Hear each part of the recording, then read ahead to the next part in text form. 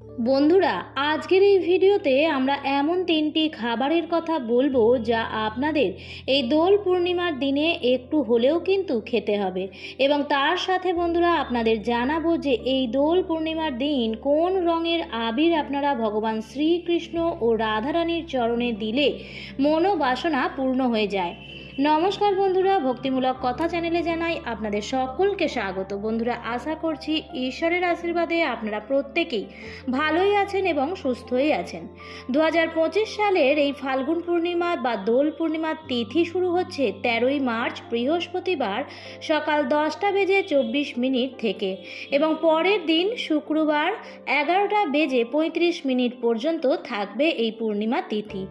সুতরাং উদয়া তিথি অনুসারে 13ই মার্চ বৃহস্পতিবার দিন দোল পূর্ণিমার নিশি পালন এবং শুক্রবার দিন দোল পূর্ণিমার ব্রত উপবাস পূজা অর্চনা সম্পন্ন হবে। এছাড়াও সত্যনারায়ণ ভগবানের পুজোর শুভ মুহূর্ত হচ্ছে বৃহস্পতিবার দিন সন্ধ্যাবেলায় এবং শুক্রবার দিন সকালবেলায়। এছাড়াও এই দিনেই শুরু হচ্ছে বছরের প্রথম চন্দ্রগ্রহণ, যা শুরু হচ্ছে শুক্রবার সকাল 10:39 থেকে এবং দুপুর 2:18 পর্যন্ত। তবে এই দোল পূর্ণিমার মহাযোগে বাড়িতে কোনো রকম পুজো অর্চনায় কিন্তু বাধা নেই। তাই বন্ধুরা, এই দোল পূর্ণিমার দিন যারা একটু হলেও এই সামান্য খাবারটি খায় তারা পরম ভাগ্যশালী হয়। তাদের দুঃখ দারিদ্রতা কাটে, বাধা বিপত্তির নাশ হয়, গ্রহদোষ কাটে এবং নানা রকম সমস্যা থেকে তারা বাইরে বেরিয়ে আসে। তাই অবশ্যই বন্ধুরা ভিডিওটি সম্পূর্ণ দেখুন, কারণ শাস্ত্র অনুসারে বন্ধুরা এই দিনে একটু হলেও সবাইকে খেতে হয় এই খাবারটি। বন্ধুরা, ভগবানের কৃপায় আপনারা ভাগ্যশালী হয়ে উঠবেন এবং সারা বছর আপনারা সুস্থ ও নিরোগ থাকবেন। আজকের এই ভিডিওতে এমন তিনটি খাবারের কথা বলবো যা আপনাদের এই দিন একটু হলেও কিন্তু খেতে হবে এবং তারই সাথে বন্ধুরা আপনাদের জানাবো যে কোন সেই রং যা আপনারা ভগবান শ্রীকৃষ্ণ এবং রাধারানীর চরণে দিলে আপনাদের মনোবাসনা পূর্ণ হয়ে যায়।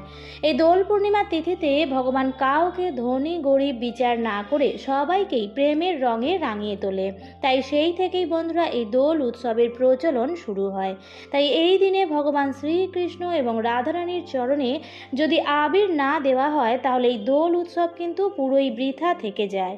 তাই এই দিনে আপনারা সকালবেলায় ঘুম থেকে উঠেই স্নান সেরে শুদ্ধ বস্ত্র পরিধান করে লাল আবির নিয়ে আপনারা ভগবান শ্রীকৃষ্ণ এবং রাধারানীর চরণে আবির নিবেদন করবেন এবং অর্পণ করার সময় আপনারা এই মন্ত্রটি বলবেন, আর তা হচ্ছে: হে কৃষ্ণ করুণা সিন্ধু দীনবন্ধু জগৎপতে গোপেশ গোপিকাকান্ত রাধাকান্ত নমস্তুতে।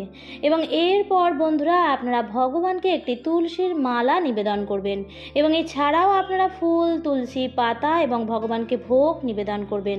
তারপর বন্ধুরা আপনারা ভগবানের চরণে যে আবির দিয়েছিলেন সেই আবির নিয়ে আপনারা ছোট বড় সকলের কপালেই একটি করে টিপ দিয়ে দেবেন। কিন্তু বন্ধুরা একটা জিনিস খেয়াল রাখবেন যেন সেই আবির কারোর পায়ে এসে না পড়ে।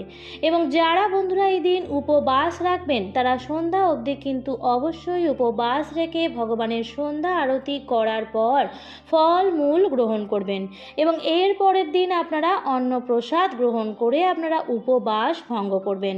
এবং বন্ধুরা যারা আপনারা অসুস্থ রয়েছেন বা যে সমস্ত মায়েরা গর্ভবতী তারা যদি এই দিনে আপনারা উপবাস রাখতে চান বা ব্রত রাখতে চান তারা কিন্তু অবশ্যই ফল মূল দুধ এইসব গ্রহণ করে উপবাস বা ব্রত রাখতে পারেন।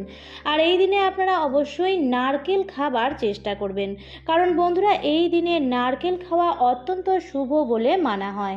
এছাড়াও এই দিনে মিষ্টি রুটি পারলে অবশ্যই সেবন করুন, অর্থাৎ আটাতে চিনি মিশিয়ে তা দিয়ে আপনারা একটি মিষ্টি রুটি বানিয়ে ভগবানকে দিন এবং সেই প্রসাদ আপনারা গ্রহণ করুন।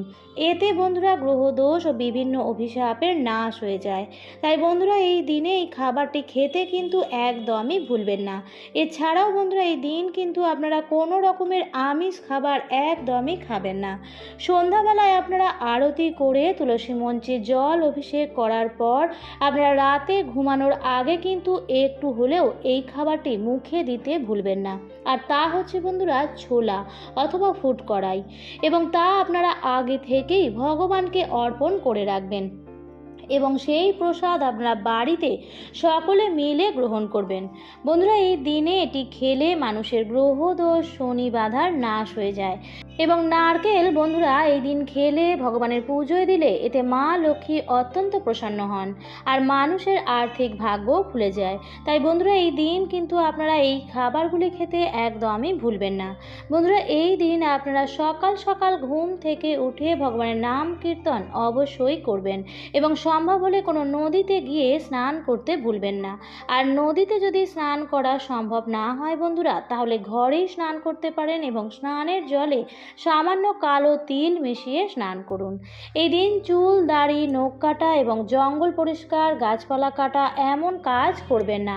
বন্ধুরা, এই দিন যদি কোনো অসহায় ব্যক্তি আপনাদের বাড়িতে কিছু সাহায্য প্রার্থনা করে আসেন, তো তাকে অবশ্যই আপনাদের সামর্থ্য অনুযায়ী কিছু সাহায্য করতে কিন্তু ভুলবেন না। কারণ বন্ধুরা, শাস্ত্র বলছে যে এই দিন যদি আমরা কিছু দান করতে পারি, তো এতে আমাদের বহু গুণ দুর্ভাগ্যের সেই দিনই নাশ হয়ে যায়।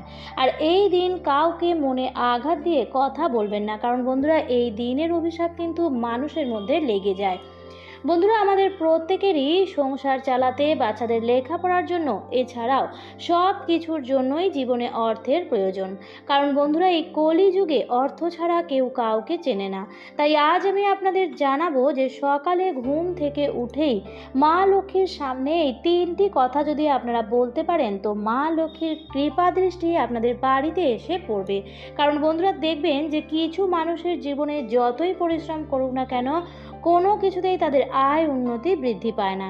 তাই যদি বন্ধুরা আপনারা কোনো কিছুতেই সৌভাগ্যের মুখ দেখছেন না, তাহলে আপনারা সকালে ঘুম থেকে উঠে স্নান সেরে ঠাকুর ঘরে মা লক্ষ্মীর সামনে একটি 1 টাকার কয়েন হাতে নিয়ে একটি প্রদীপ জ্বালিয়ে এই মন্ত্রটি পাঠ করবেন, বিশেষ করে কোনো বৃহস্পতিবার দিন বা কোনো শুভ দিনে। আর তা হচ্ছে বন্ধুরা, ওম শ্রী মহালক্ষ্মী মহালক্ষ্মী ইহি এহি সর্ব সৌভাগ্যং দেহি মে স্বাহা। বন্ধুরা, এইভাবে আপনারা 3 বার এই মন্ত্রটি জপ করে তারপর সেই টাকাটিকে আপনারা মা লক্ষ্মীর চরণে রেখে দেবেন।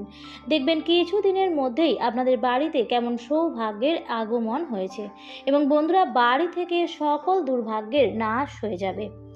আমার আজকের পর্বটি এই পর্যন্তই।